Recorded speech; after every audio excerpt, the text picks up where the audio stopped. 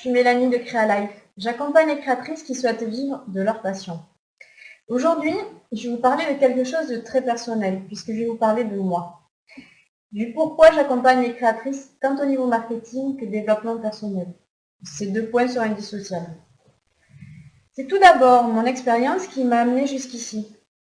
J'en avais marre du salariat, de la pression du patron, des collègues, certaines personnes de l'équipe que je qualifierais de loufoques ou de nuisibles ou encore de toxiques.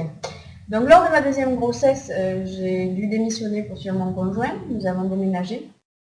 Et j'ai donc fini ma grossesse à la maison. Je me voyais mal chercher du boulot avec le ventre qui s'arrondissait.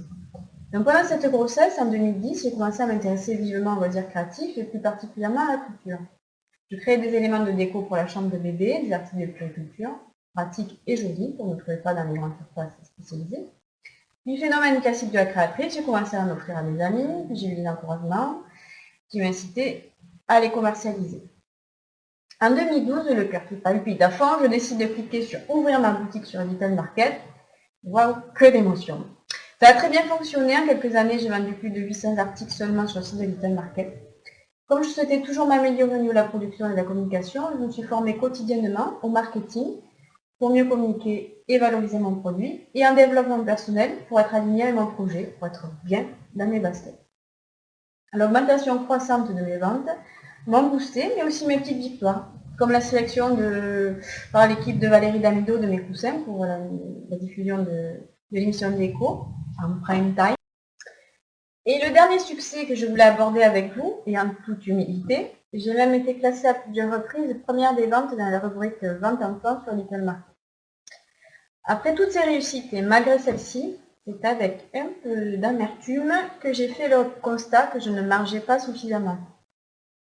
Ce constat, je l'ai fait après un mois de travail acharné.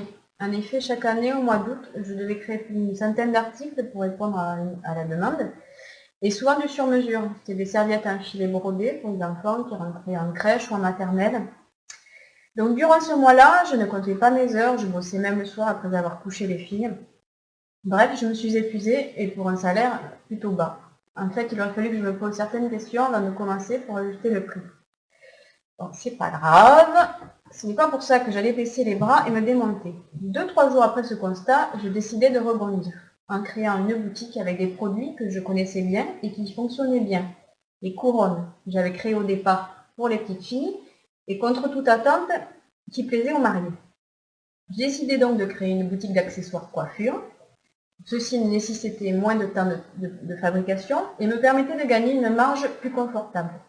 De là, j'ai voulu élargir ma gamme de produits avec, dans un premier temps, des boucles d'oreilles assorties au couronnes.